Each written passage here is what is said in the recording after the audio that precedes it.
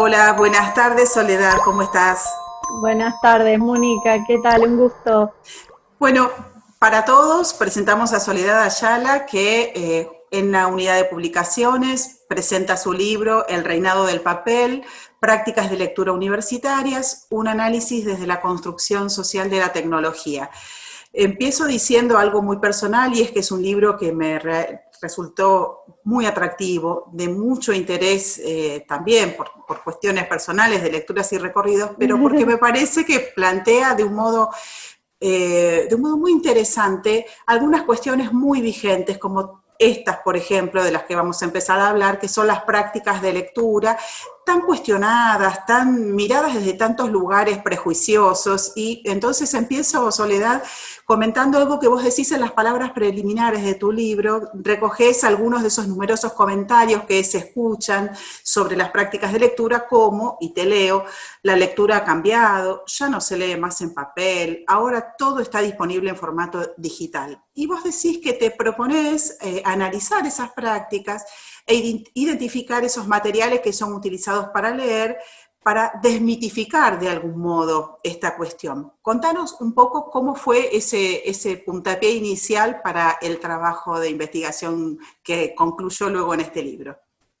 Esa idea surge, bueno, yo estaba dando clases en un lugar y escuchaba, bueno, de parte de colegas y, bueno, colegas de diferentes edades, esta idea de que, bueno, de que los chicos leían todo en digital, de que la lectura en papel ya estaba muerta, de que nadie estaba interesado por leer las letras impresas y ese placer que a veces genera esa cuestión de contacto, inclusive el olor del papel. Y bueno, yo iba a las aulas y veía otra cosa. Estaba dando clases a nivel terciario y a nivel universitario, y bueno, veía que los chicos venían con medio Amazon talado, que me decían que bueno, que se los mandara por email, aunque el email en ese entonces no se usaba mucho, pero que ellos no lo iban a leer, o sea, que lo iban a después a descargar, y que si se los podía mandar en formato Word o PDF leíble, mejor. Entonces dije, bueno, acá hay algo que está pasando que evidentemente ciertos imaginarios o opiniones, perdón, o ideas previas no coincide con las prácticas reales a las que yo me encuentro en las aulas. Entonces ese fue un poco el bichito, la curiosidad que empezó a despertar la investigación. Esa mirada y estos estudiantes de los que vos hablás son estudiantes universitarios. Ese es un universo que vos restringiste para tu investigación, ¿no es cierto?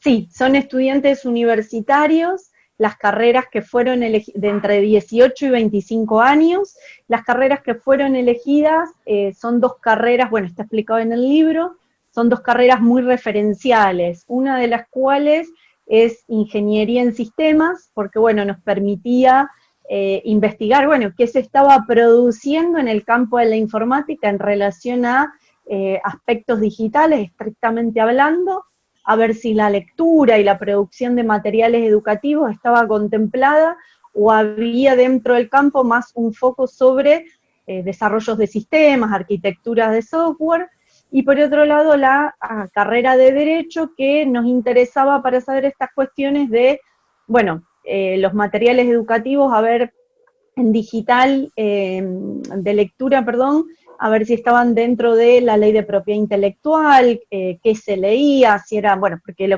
todos sabemos que las leyes, las reglamentaciones son de acceso público y gratuito.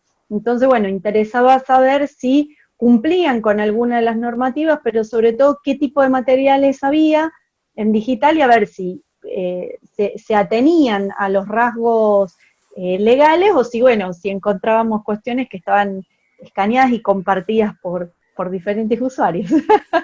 Tal cual. Bueno, ahí hay en alguna de las cosas que vos me vas diciendo me hace pensar en algo que vos, del modo en que vos organizaste este trabajo de análisis para tu investigación, que tiene que ver, hablabas recién de los materiales, que es un término recurrente en el trabajo, la materialidad de esta lectura, ¿sí? Que no sucede en el aire, sino que tiene que ver así como las prácticas, ¿no? Que tienen que ver con una materialidad, y entonces vos proponés tres niveles analíticos en tu trabajo, que los leo porque no los sé, lo sabes vos, que son el diseño de los materiales, la relación que los lectores construyen con los materiales y los rasgos contextuales que atraviesan tanto al diseño como a los usos que se les atribuyen. Me parece así como de mucho interés pensar esas relaciones entre el diseño, los lectores y esos materiales y los rasgos que los relacionan. Contanos un poquito de eso.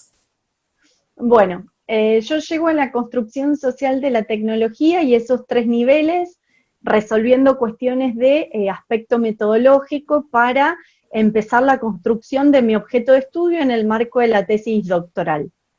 Ese primer nivel de análisis sobre cómo está diseñado el artefacto tecnológico implica de no solamente centrarse en el diseño como una cuestión de tipo descriptiva, sino entender que ese diseño es producto de un montón de factores previos, de relación, bueno, cuestiones de tipo cultural, de conocimiento, tecnológicos, digo, que vienen a través de un campo, que vienen a través de un proceso histórico.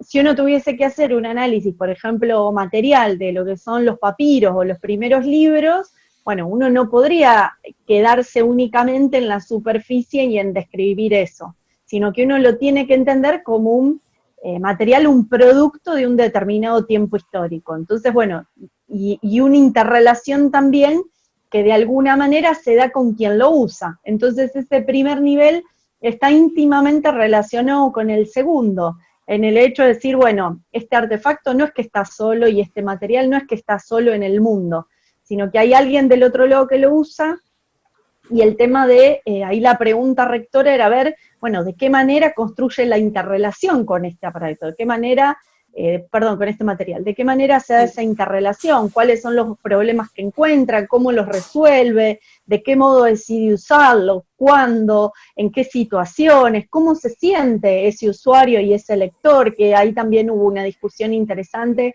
para usar un concepto u otro. Y bueno, y entender que a lo mejor ciertas prácticas de lectura podían tener determinados rasgos en algunos lugares específicos, como puede ser Argentina y el nivel superior, y otros muy diferentes en otros países, como tuve la posibilidad de verlo cuando hice una instancia de formación en el exterior, y que bueno, ciertas condiciones de acceso a esos materiales de lectura, acceso material pero también simbólico, modificaban esas prácticas de lectura. Pero modificaban también la relación que se entablaba con ese material y el material mismo al que se podía acceder. Entonces, en ese análisis llegamos al tercer nivel, todos interrelacionados, porque esos niveles están divididos, si se quiere, como categorías analíticas, porque cuando uno va al campo, viste, ve todo junto, y es resultado del investigador decir, bueno, ¿por dónde empiezo a dividirlo? Bueno, entonces ahí eso nos permitió confirmar, si se quiere de una manera más fuerte, cuestiones de tipo contextuales, relacionadas a acceso material, ley de propiedad intelectual, cuestiones de IP, de acceso de IP, disponibilidad, bueno, y quedaron un montón de datos sin poder ser analizados, pero por ejemplo, el acceso a las bases científicas de datos, cuestiones de los ebook y cómo comprarlos de manera legal en determinados sitios web, bueno, todas cuestiones que ahora me parece que la pandemia pusieron un poquito más pone un poquito más de acento, bueno, resaltar un poco más.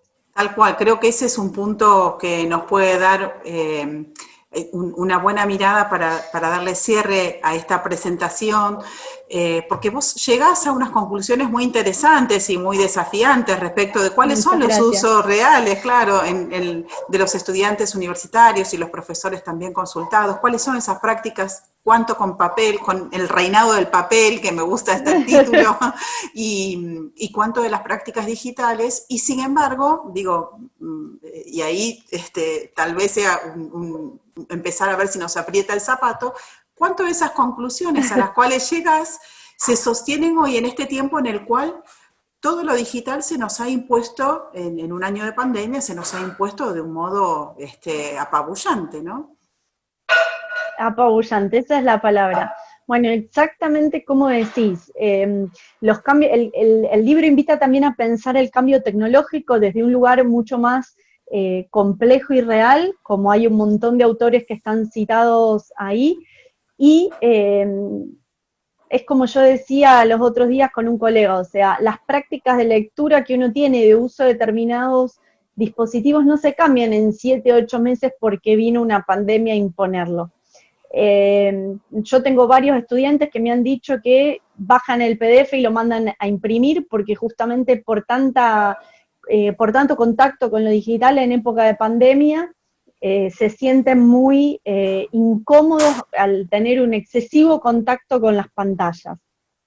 Entonces, en este sentido, me parece que varias de esas prácticas de lectura y lo que yo propongo van a seguir vigentes, porque más allá del contexto de pandemia, me parece que hay ciertos hábitos arraigados que permanecen en el tiempo y que son mucho más difíciles y son más graduales de cambiar que por imponer el formato digital.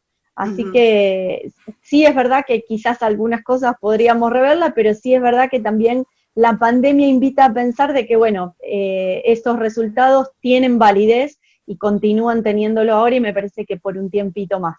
Así es. Bueno, Soledad, la verdad es que en primer lugar, desde la unidad de publicaciones te agradecemos la presentación de tu libro No, que ha gracias a sido ustedes. seleccionado. Creo que está a las claras que por su calidad, por su profundidad, por su novedad.